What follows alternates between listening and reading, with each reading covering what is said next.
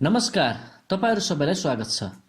हामी तपाईमा जीवन उपयोगी स्वास्थ्य सम्बन्धी जानकारी लिएर आइसकेका छौं।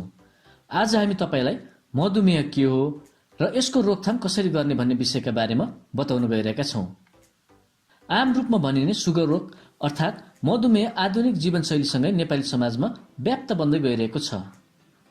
मधुमेहलाई अंग्रेजीमा डायबिटिज वा डायबिटिज मिलाइटस भनिन्छ भने नेपालीमा चिनी रोग भनेर पनि चिनिन्छ।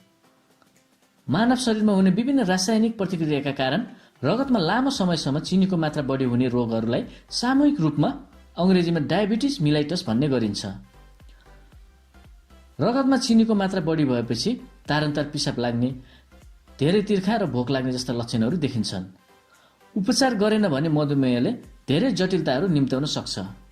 छोटो अवधिका लागि देखिने कडा खालका जटिलताहरू डायबेटिक केटोएसिडोसिस र नन केटोटिक हाइपरस्मोलार कोमा हुन् भने लामो अवधिसम्म रहने जटिलताहरू मुटु तथा रक्तनलीका रोगहरू अथवा कार्डियोभ्यास्कुलर डिजिज, स्ट्रोक, मृगौलाको खराबी, खुट्टामा हुने अल्सर तथा आँखामा खराबी आउने जस्ता समस्याहरू पर्दछन्। मधुमेह पेनक्रियाजले पर्याप्त मात्रामा इन्सुलिन उत्पादन गर्न नसकेमा वा उत्पादन भएको इन्सुलिनप्रति शरीरका कोषहरूले राम्रोसँग प्रतिक्रिया जनाउन नसकेमा उत्पन्न हुने समस्या हो। मधुमेहलाई मुख्यतया 3 प्रकारमा बाँडिएको छ। टाइप 1 डायबिटिज पहिलो प्रकारको मधुमेह। मानिसको पेनक्रियाजले पर्याप्त मात्रामा इन्सुलिन उत्पादन गर्न नसकेका कारण देखिने समस्या हो टाइप 1 डायबिटिज। यसलाई पहिला इन्सुलिनमा आधारित डायबिटिज मिलाइटस वा अपरिपक्व मधुमेह भनेर चिनिन्थ्यो। के कारणले गर्दा पेनक्रियाजले पर्याप्त मात्रामा इन्सुलिन उत्पादन गर्न सक्दैन भन्ने तथ्य हालसम्म पत्ता लागेको छैन।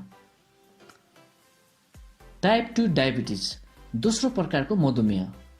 इन्सुलिनको प्रतिरोधका कारण उत्पन्न हुने समस्या हो टाइप 2 डायबिटिज।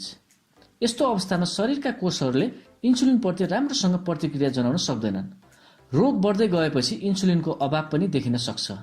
यसलाई पहिला इन्सुलिनमा आधारित नहुने डायबिटिज मिलाइटस वा परिपक्व हुन लागेको मधुमेह भनेर चिनिन्थ्यो। अत्याधिक तौल तथा अपर्याप्त शारीरिक व्यायाम टाइप 2 डायबिटिजका प्रमुख कारणहरू हुन्। गर्भावस्थामा हुने मधुमेह यो तेस्रो मुख्य प्रकारको मधुमेह हो। यो मधुमेह गर्भवती महिलामा पहिला कहिल्यै नभएको भए पनि रगतमा चिनीको मात्रा बढेर अचानक देखा पर्ने गर्दछ। तपाईहरुले मधुमेह के हो र यसका प्रकारहरूका बारेमा त जानिसक्नुभयो। अब तपाईहरुलाई मधुमेहको रोकथाम कसरी गर्ने भन्ने बारेमा जानकारी दिन जाँदैछु। मधुमेहको रोकथाम कसरी गर्ने?